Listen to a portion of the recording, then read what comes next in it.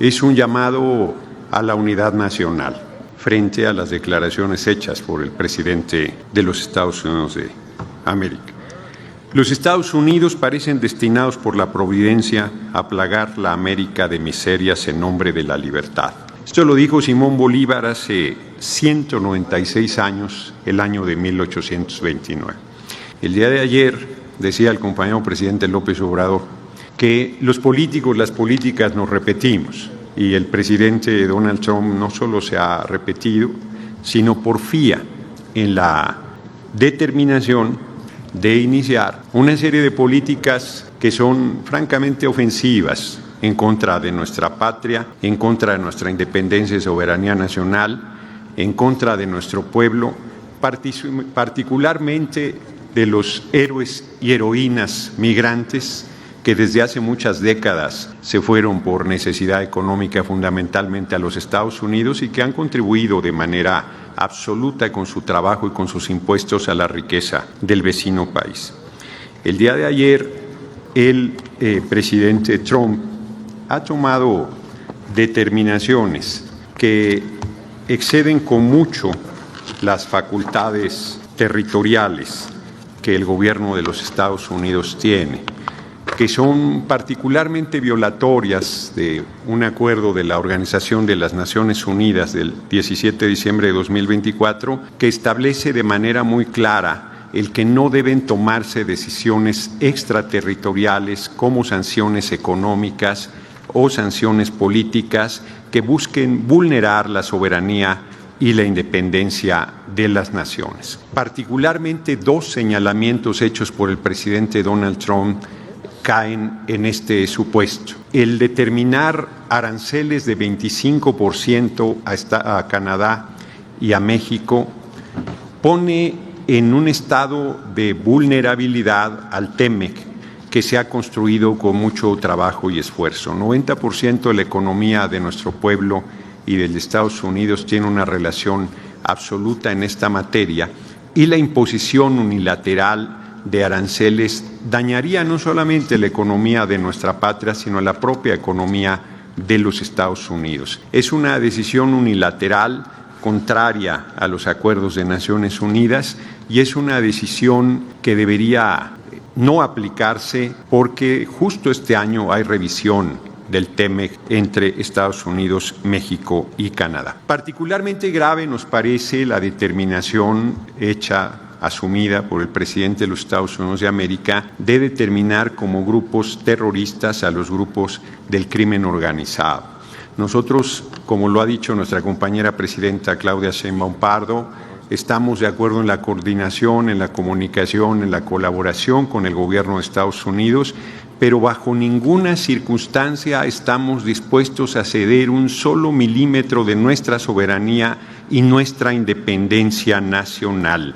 Respaldamos plenamente a la presidenta Claudia Sheinbaum Pardo en su firme defensa de la independencia y la soberanía, en su firme defensa del pueblo de México y en su firme defensa del pueblo migrante. Celebramos en especial el programa México te abraza, que plantea un amplio abanico de derechos constitucionales y de programas sociales y de apoyos económicos con que los migrantes serán apoyados y recibidos ante la situación de expulsiones que empiezan a darse desde hoy desde los Estados Unidos. Manifestamos nuestra preocupación por la determinación de salir del Acuerdo de París, que pone nuevamente en un estado de enorme vulnerabilidad al medio ambiente y a la biodiversidad mundial. Nuestra preocupación por la determinación del presidente de los Estados Unidos de centrar en el petróleo todo el desarrollo y la actividad económica de su pueblo y de su patria. La determinación de establecer como una situación de emergencia nacional la frontera sur, que permitiría el atropello y la violación sistemática y flagrante de derechos humanos de migrantes de todos los países del mundo, particularmente migrantes mexicanos y mexicanas, dejando de lado que la migración es un derecho humano fundamental, y consideramos también con preocupación la salida del gobierno de Estados Unidos, de la Organización Mundial de la Salud. Quiero reiterar nuestra determinación a nombre del Congreso mexicano de respaldar a nuestro gobierno encabezado por la compañera presidenta Claudia Sheinbaum Pardo en este momento tan delicado. Insistir en que el Golfo de México se ha llamado así por siglos antes del gobierno del presidente Trump, seguirá llamándose así durante su gobierno y seguirá el gobierno del presidente Donald Trump, y el Golfo de México seguirá siendo Golfo de México y México seguirá siendo una nación independiente y soberana, y nuestro pueblo seguirá saliendo adelante como lo ha hecho en diversos momentos frente a adversidades muy diversas a lo largo de la historia. Cierro con un llamado particularmente a la oposición a construir este acuerdo nacional y esta coincidencia en la defensa de nuestro pueblo, de nuestra independencia y de nuestra soberanía. Larga vida al pueblo de México, larga vida a los migrantes, héroes y heroínas de nuestra patria, larga vida a nuestra independencia y soberanía nacional y nuestra apuesta absoluta a fortalecer el liderazgo de nuestra compañera presidenta Claudia Sheinbaum Pardo con este acuerdo de unidad nacional. Muchas gracias por su atención, compañeras y compañeros. Ese respeto. Es cuanto, presidente. Muchas gracias, diputada Ruiz Moreno. Tiene el uso de la palabra ahora el senador Ricardo Anaya Cortés, a nombre del Grupo Parlamentario del Partido de Acción Nacional, hasta por 5 minutos. Igual. Con el permiso de la presidencia, nosotros queremos fijar nuestra posición respecto del nuevo gobierno de Estados Unidos, enfatizando 3 puntos. En primer lugar, un llamado en especial al oficialismo, pero en general esto incluye a gran parte de la comentocracia, a dejar de minimizar el problema particularmente en 2 aspectos: el tema de las deportaciones y el tema de los aranceles. O sea, urge dejar de repetir esta tontería de que los presidentes demócratas deportaban más que los republicanos. Porque lo que hay que entender es que hay de deportaciones a deportaciones. No es lo mismo deportar a una persona que acaba de cruzar la línea fronteriza, inclusive varias veces, que hacer una redada en Chicago, encontrar a la mitad de la familia en la casa, deportarlos, dividir a la familia. Eso causa una crisis humanitaria, eso causa sufrimiento indescriptible. Entonces, el primer punto es que tenemos que tomarnos en serio esta amenaza del presidente de Estados Unidos de deportar a partir de redadas inhumanas. Y segundo, el tema de los aranceles. O sea, la otra tontería repetida es, pues si nos ponen aranceles, se los ponemos de regreso. Esto es matemática elemental. Ellos nos exportan solo el 16% de lo que le venden al resto del mundo. Nosotros les exportamos más del 80%, pero ahí no acaba el nivel de asimetría. Para ellos las exportaciones, Estados Unidos no es un país exportador, representan solo 7 puntos de su PIB. Para nosotros las exportaciones representan más de 1/3 de nuestro PIB.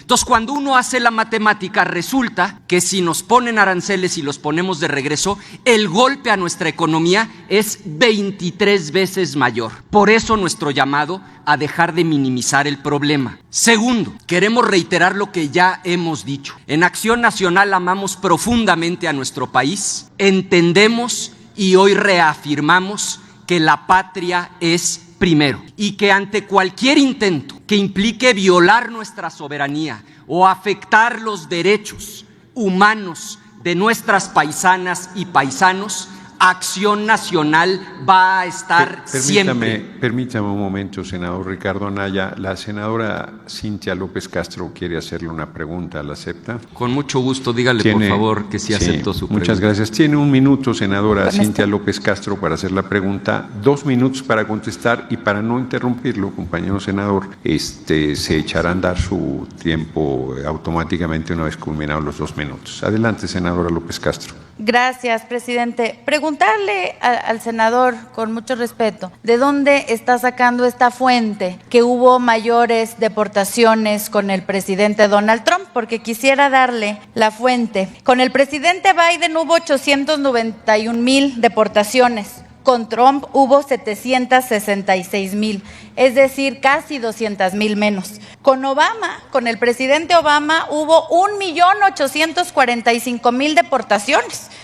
Y con Bush en el periodo de 2005 a 2009 hubo aproximadamente 2 millones. Entonces, quería preguntarle, senador, ¿de dónde tiene esta fuente? Porque en los datos históricos de deportaciones no es, y no es por minimizar, pero tampoco que den datos que no son, no es con Donald Trump cuando fue el mayor número de deportaciones.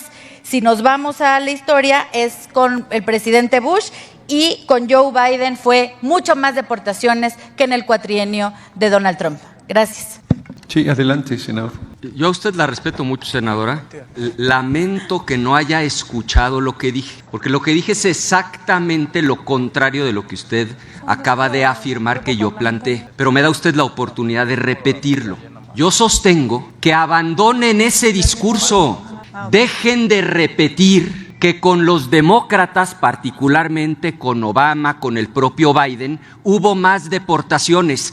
¿Por qué pido que lo dejen de repetir? Porque aunque numéricamente es cierto, conozco perfectamente bien las cifras, lo que les pido que comprendan es que hay de deportaciones a deportaciones. Efectivamente, en algunos gobiernos demócratas, incluyendo el de Obama, incluyendo el de Biden, numéricamente hubo más deportaciones, pero en muchos casos es una misma persona deportada varias veces, minutos después de haber cruzado la línea fronteriza. Aquí el problema es que lo que Trump está planteando es de otro orden de magnitud. Lo que él está planteando son redadas en colonias de Los Ángeles, en colonias de Chicago. Eso no es un asunto solo de números, es que llegar a tocar la puerta de una casa y sacar a los que en ese momento estaban ahí implica, en algunos casos, separar a una familia para siempre. Quienes son de la frontera conocen estos casos, porque cuando el menor no estaba en ese momento en la casa, la decisión que tienen que tomar los padres deportados es ¿qué hacemos? ¿Nos traemos a nuestro hijo que ni español habla porque nos lo llevamos cuando tenía 1 año, o lo dejamos allá con la tía a la que no deportaron? Esa es la tragedia detrás de las redadas. Por eso nuestro llamado a que dejen de leer esas cifras que engañan y se tomen en serio la amenaza de Trump de hacer redadas y deportar a nuestros connacionales. A eso es a lo que me refería. Y el tercer punto que quiero subrayar: en toda crisis, por grande que sea, hay oportunidad. Y que nadie minimice esta crisis, porque en términos de relación bilateral, esta es la crisis más importante probablemente en el último siglo. Frente a esta crisis, lo que el gobierno tiene que hacer es actuar con altura de miras, con estrategia, con inteligencia. Y eso implica, primero, no morder el anzuelo, no caer en la provocación del bully, no caer en el error de porque me dicen que el Golfo de México se va a llamar Golfo de América, yo les saco un mapa del siglo XVII, donde en aquel entonces parte de Estados Unidos era la América mexicana. Eso no nos va a llevar a ninguna parte. Lo que tenemos que hacer... Permítame un segundo, senador Anaya. El diputado Vázquez Agüed quiere hacerle una pregunta, entiendo. Es correcto, para formularle una pregunta. Sí, ¿la acepta, senador Anaya? Dígale, por favor, que sí acepto. Gracias. Tiene 1 minuto para responder, para preguntar, senador Vázquez Agüed. Y reitero y pido a los compañeros del tiempo que así se haga, para no interrumpir al orador, que una vez terminados sus 2 minutos para la respuesta, se eche a andar automáticamente el tiempo que le sobra. Adelante, diputado. Gracias, presidente. Comenta, senador Ricardo Anaya, que en medio de una crisis siempre deben surgir y buscarse las oportunidades. Y me gustaría preguntarle, pedirle si puede ampliar un poco esta idea y si decirnos, en esta crisis que está viviendo México en este momento histórico con la llegada de Donald Trump a la presidencia de Estados Unidos, ¿qué oportunidades son las que podríamos construir y buscar para México? Gracias. Adelante. Con mucho gusto, diputado. Por supuesto, sin minimizar la crisis, reconociendo que es probablemente la crisis bilateral más importante del último siglo, pongo sobre la mesa 2 oportunidades que implican estrategia, que implican altura de miras, que implican planeación. La primera, México debe poner sobre la mesa el plan más ambicioso de permisos de trabajo y de visas de trabajo en la historia de la relación bilateral, porque todos sabemos que Estados Unidos y su economía necesitan de las y los trabajadores mexicanos, y también todas y todos sabemos que nuestras y nuestros paisanos preferirían poder migrar de manera segura y ordenada, ganar dinero y poder sostener a sus familias con la tranquilidad de que podrán regresar con la misma seguridad y con el mismo orden a sus comunidades de origen. Lo que México tiene que hacer es poner sobre la mesa, doblar la apuesta con un planteamiento audaz. Y segundo, y el más importante, en materia de seguridad. Así como tenemos firmado un tratado de libre comercio que incluye a Estados Unidos y Canadá, con urgencia pongamos ya sobre la mesa un tratado con la misma formalidad, igual de robusto, pero en materia de seguridad. Nada más que eso implica que el gobierno de la 4T deje a un lado esta absurda idea de los abrazos no balazos. Implica asumir con fuerza y con determinación que vamos a combatir a las organizaciones criminales, que ese tratado plantee con claridad que rechazamos cualquier intervención unilateral, cualquier violación a nuestra soberanía, que en tono de cooperación, de colaboración y de acuerdo sumemos todas las capacidades del Estado mexicano y todas las capacidades del Estado americano para resolver un problema común, para pegarle al crimen organizado donde más le duele, en su operación y en sus finanzas, porque este es un problema compartido. Es cierto, mueren 200,000 en Estados Unidos al año por sobredosis, nada más que aquí en México tenemos por el orden de 30,000 homicidios violentos todos los años, en su mayoría relacionados con el crimen organizado. Es cierto que las armas vienen de Estados Unidos a México, pero también es cierto que gran parte de la droga cruza de México a Estados Unidos. Los dólares que financian a estas organizaciones criminales provienen de Estados Unidos. Es un problema que solo podremos resolver juntos. Yo se los digo con franqueza, no entiendo por qué les molesta que nos hagan un planteamiento que implica que hagamos algo que de cualquier manera es nuestra responsabilidad, como lo es combatir al crimen organizado. Pongámosle orden, pongámosle estructura, rechacemos cualquier violación a nuestra soberanía, pero entrémosle de lleno, dejando atrás el disparate de los abrazos no balazos, sumemos esfuerzos y pongamos sobre la mesa firmar un tratado con la misma formalidad del tratado comercial que ya tenemos signado. Termino como empecé, lo tenemos muy claro, la patria es primero. No va a ser con bravuconerías como vamos a enfrentar al bully, ahora presidente de Estados Unidos. Va a ser con inteligencia, va a ser con determinación y va a ser con altura de miras. Es cuanto. Muchas gracias, senadora Anaya. Tiene ahora el uso de la palabra el senador Jorge Carlos Ramírez Marín, del Grupo Parlamentario del Partido Verde Ecologista de México, hasta por 5 minutos. Con su permiso, señor presidente, honorable asamblea, ya citado aquí el momento en que Churchill llama a Inglaterra a la unidad frente a la posible invasión de esa todopoderosa Alemania.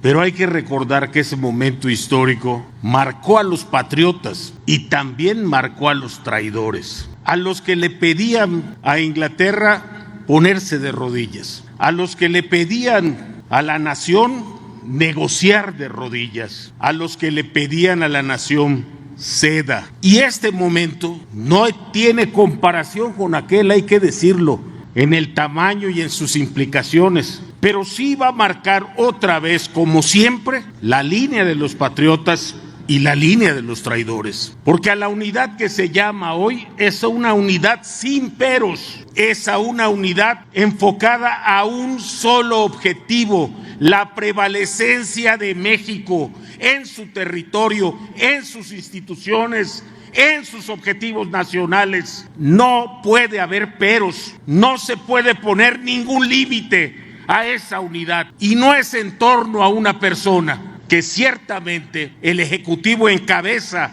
esa representación. Pero no es en torno al Ejecutivo, es la unidad en torno al país, el Estado, sus instituciones. Y desde Yucatán, estimados amigos, enérgicamente demando que México no puede negociar de rodillas. México no puede ceder a las pretensiones de nadie, de ningún país, por fuerte que sea nuestra vecindad. Pero analicemos la situación. No es un país el que nos está amenazando, ni siquiera un país unido, porque las políticas del presidente Trump no gozan siquiera de la unanimidad de sus propios compatriotas. Se trata del aprovechamiento de un momento político, pero con alguna frialdad. Algunos dicen, negociemos.